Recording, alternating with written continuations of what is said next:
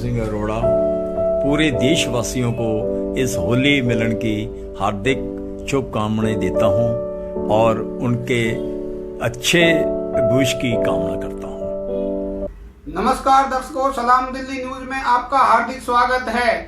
दर्शकों, इस समय दिल्ली के अंदर में काफी राजनीतिक हलचल जारी है और दिल्ली सरकार ने काफी कई योजनाएं चलाई हैं और अभी एक हाल में शराब के ऊपर दिल्ली गवर्नमेंट ने अपनी शराब नीति, आबकारी नीति घोषित की है। उसमें शराब की जो बिक्री सेंटर पे जाने वाले जो भी शराब लेते हैं उनकी 25 से घटा के 21 साल कर दी गई है।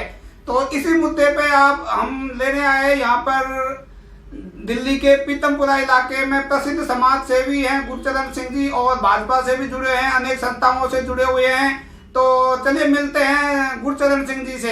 नमस्कार जी। नमस्कार जी, नमस्कार। गुरचरण जी, सबसे पहले आप अपने बारे में बताएं। जनाब, मैं गुरचरण सिंह अरोड़ा, मैं बीजेपी के साथ आज का नहीं, मैं 1984 के बाद मैं बीजेपी के साथ जुड़ गया था। क्यों कि उस टाइम कांग्रेस ने जो हमारे दरबार साहब के ऊपर अटैक किया, तो एक मैं सेवक होने के नाते मेरे को इस बात का बहुत दुख लगा कि एक पवित्र स्थान को कांग्रेस गवर्नमेंट ने, जिसकी मुखिया इंदिरा गांधी थी, उसने अकाल तख्त साहब को तोपों से ढेरी कर दिया। बहुत मन को दुख लगा। और उसके बाद मैंने जब देखा कि कांग्रेस पार्टी ने जब से देश संभाला है, बेड़ा गर्क कर दिया है। और उस टाइम आपको शायद मेरे कहने का कोई बहुता वो नहीं है कि उस टाइम बीजेपी ना के बराबर थी, 2 सीट से 2 सिर्फ हमारे जो एमपी थे। चलो, मैं बीजेपी के साथ जुड़ गया और भगवान की करनी से मैं हमारे बहुत ही पूज्य साहब सिंह जी वर्मा के मैं बहुत नज़दीक हो गया। मैं वैसे पेशे के अंदर मैं उस टाइम बैंक में था। मैं समझता हूं कि आज जो बीजेपी कर रही है, जो आगे करने वाली है, मेरा ख्याल है कि वो देश के लिए बहुत बढ़िया बात होगी। अच्छा गुरचरण सिंह जी, दिल्ली के अंदर में इस समय दिल्ली सरकार ने नई शराब नीति घोषित की है। उसमें शराब की जो लेने वालों की उम्र 25 से घटा के 21 कर दी है। तो इसके बारे में आप क्या कहेंगे? मैं समझता हूं जी कि ये एक अच्छी बात नहीं हुई है। क्यों कि एक तरफ तो हम ये कह रहे हैं कि हमने नशा जो है वो छुड़वाना है, और दूसरी तरफ अगर गवर्नमेंट 25 से 21 साल कर देती है, इसका मतलब ये हुआ कि नौजवानों को वो 21 साल के अंदर ही नशे के अंदर धकेल रही है। बच्चा जैसे स्कूल से पास आउट होएगा और सीधा शराब की लाइन में लग जाएगा। शराब की लाइन में लग जाएगा। और मैं समझता हूं कि जो 21 साल का बच्चा शराब का आदी हो जाएगा, वो देश के लिए किसी काम का नहीं रहेगा, वो गलत संगत में पड़ जाएगा और देश का नुकसान ही करे। अच्छा गुरचरण सिंह जी, जो दिल्ली सरकार ने अपने पिछले शासनकाल में दिल्ली की जनता को बहुत सारी फ्री की काफी योजनाएं चलाई हैं, उससे दिल्ली की अर्थव्यवस्था पर, दिल्ली के रोजगार पर और इस पे क्या असर पड़ रहा है? मैं समझता हूं कि ये जो फ्री की बात है, और मैं समझता हूं कि ये कोई बहुत बढ़िया बात नहीं है। क्यों कि अगर जिनको फ्री सर्विस दी जा रही है, उसका भार किस पे पड़ेगा? हम लोगों के ऊपर, जनता के ऊपर। सही बात है। तो मैं समझता हूं कि ये जो फ्री वाली चीज़ है, ये कोई बहुत बढ़िया चीज़ नहीं है। इसका कुछ और तरीका निकलना चाहिए था। आज मैं देखता हूं बिजली चोरी भी हो रही है, पानी की भी चोरी हो रही है। उसके ऊपर लगाम लगाना सबसे बड़ा काम था, ना कि झुग्गी झोंपड़ी कॉलोनियों के अंदर फ्री बिजली दे दो, फ्री पानी दे दो। देखो, आज अगर मैं हूं, अगर मेरा घर का बिजली का बिल नहीं आ रहा, तो क्या मैं बिजली का बिल देने के वो नहीं हूं? क्या मैं बिजली का बिल दे नहीं सकता? क्या मैं पानी का बिल दे नहीं सकता? अगर मेरे को किसी कारणवश नहीं आ रहा, तो ये देश की अर्थव्यवस्था पे गलत असर पड़ेगा। जैसा कि दिल्ली के अंदर में पिछले सालों में बड़े कोई प्रोजेक्ट पे कोई काम नहीं किया जा रहा। देखो जी, बात यह है कि जो पहले काम हो गए हैं, हाँ जी, दिन ब दिन बढ़ती जा रही है। हर साल लाखों आदमी बाहर से आके दिल्ली के अंदर शरण ले रहे हैं, हाँ जी, लेकिन उस पॉपुलेशन के लिए सुविधाएं ना के बराबर रह गई है। अगर आज हमने दिल्ली को बचाना है तो हमको इन चीज़ों के ऊपर कुछ ना कुछ करना पड़ेगा, नहीं तो दिल्ली के अंदर चलना तो क्या, रेंगना भी मुश्किल हो जाएगा।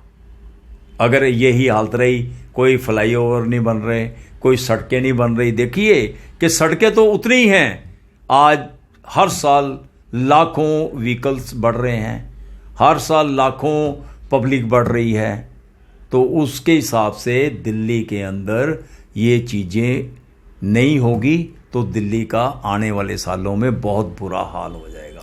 क्या यही कारण है कि दिल्ली गवर्नमेंट ने जो 25 साल उम्र से घटाकर 21 साल कर दिया, ताकि 4 साल के जो युवा हैं वो अगर शराब खरीदेंगे तो ये जो फ्री वाले चीज की जो कमी को पूरी ये लोग करेंगे।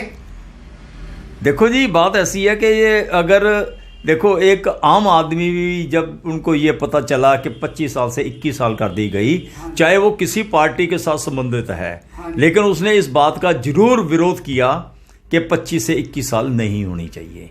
क्यों? जो बच्चा 25 साल का हो जाता था, थोड़ा सा वो डेवलप हो जाता था, उसको समझ आ जाती थी कि समाज में क्या करना है क्या नहीं करना। तो जब 21 साल का बच्चा होगा ना, तो वो कॉलेज से निकला और सीधा शराब के दुकान पे चला गया, शराब पी के वो गलत संगत में फंस जाएगा।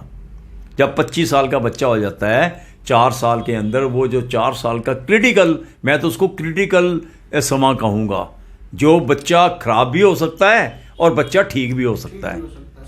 वो पीरियड ऐसा है जिससे आदमी की दिशा बनती, दिशा किस तरफ जानी है, वो 4 साल बहुत महत्वपूर्ण है। हाँ जी, हाँ जी। जो कि मैं समझता हूं कि दिल्ली गवर्नमेंट ने वो बहुत गलत स्टेप उठाया है।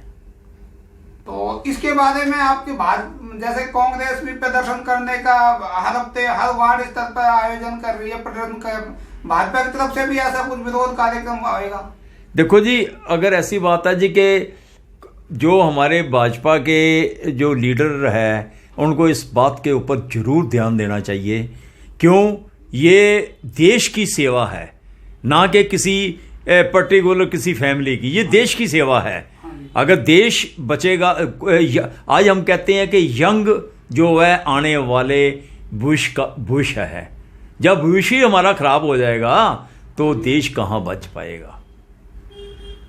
मैं तो ये चाहता हूँ और अपील भी करूँगा बीजेपी के हाई कमांड को कि ये जो कानून बनाया गया है इसको रद्द किया जाए, और मेरी ये गुजारिश भी है कि 25 साल की बजाय अगर आप 27 साल कर देते हो तो बहुत बढ़िया रहेगा। ये मेरी पर्सनल रिक्वेस्ट भी है आपके माध्यम से भी, और अगर भगवान ने ऊपर मेरी बात पहुँचा दें तो बहुत बढ़िया होगा। अच्छा गुरचरण सिंह जी, चलो मुद्दे को थोड़ा दूसरी तरफ ले जाते हैं। दिल्ली में क्या पूरे देश में इस समय कोरोना के लगातार केस बढ़ते जा रहे हैं, इस माहौल में इस तरह के बारे में जो वाकया चल रहा है इसके बारे में आप कुछ कहना चाहेंगे, साथ ही जनता से कुछ अपील भी करेंगे? बात यह है जी कि कोरोना एक ऐसा है कि आज हिंदुस्तान ने कोरोना के ऊपर काफ़ी कंट्रोल कर लिया। आज आप पाकिस्तान देख लो, इवन चाइना देख लो, और मुल्क देख लो, अमेरिका देख लो, कनाडा देख लो, वहाँ कोरोना ने बहुत मारा मारी की है। पर मैं धन्यवाद दूंगा हमारे माननीय प्रधानमंत्री जी को कि उन्होंने वैक्सीन बना के, और अभी उन्होंने ये भी कह दिया कि कोई पहले तो चलो 100, 150, 200 रुपये लगता था, अब तो वो भी फ्री हो गया। किसी आप गवर्नमेंट हॉस्पिटल में चल जाइए, किसी में चल जाइए, कोई पैसा चार्ज नहीं होगा। तो मैं समझता हूँ कि हमारे लोगों का ये फ़र्ज भी है कि हम एक तो सोशल डिस्टेंस मेंटेन करें, मुंह में मास्क लगा के रखें, और किसी ऐसी जगह पे ना जाएं जहां कोरोना का फैलने का डर रहेगा। और मैं तो ये भी अपील करूँगा कि जहां बहुत ज़रूरी काम होगा किसी इकट्ठ के अंदर तो जाएं, नहीं तो वो घर बैठ के कोरोना को भगा दें। और ये एक आदमी दो आदमियों से नहीं होगा। ये है कि पूरी जो है हर एक का एक फ़र्ज है कि वो इस कोरोना को अगर जड़ से ख़त्म करना है तो सोशल डिस्टेंस और जहाँ ज़रूरी ना हो वहाँ ना जाए।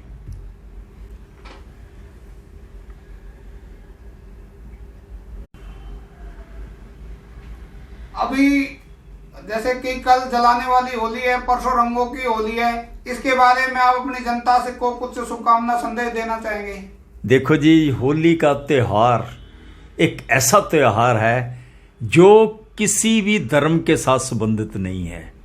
आज मैं देखता हूँ हम जाते भी हैं कि ये होली रंगों का त्यौहार है।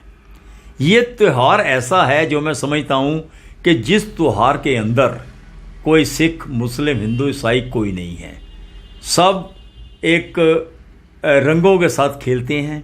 और मैं समझता हूँ कि जब होली हम मनाते हैं, अगर कोई अपने मनभेद होते भी हैं तो वो इस त्यौहार के मनाने के बाद वो सारे मनभेद ख़त्म हो जाते हैं। ये क्योंकि एक होली का जो एक मकसद होता है उसके अंदर मैं समझता हूँ कि आज मैं अगर किसी घर के अंदर गया, उसमें मैंने रंग उसको डाला, उसने मेरे ऊपर डाला, तो शायद हमारा प्यार बढ़ेगा, कम नहीं होता। तो ये आज होली का जो त्यौहार आ रहा है, मैं कहता हूँ हम एक कसम खाएं कि हमने देश के लिए काम करना है। हमने पर्टिकुलर किसी आदमी के लिए कोई ऐसी बात नहीं करनी, हमने देश के लिए काम करना है। और जो होली का त्यौहार है इसके हम बढ़ चढ़ के इसको मनाएंगे भी, और इसकी जो एक रंगत है होली की वो हर आदमी के अंदर जाए और मतभेद ख़त्म हो जाएंगे। मैं अपनी पूरी शुभकामना देता हूँ इस होली मिलन के ऊपर।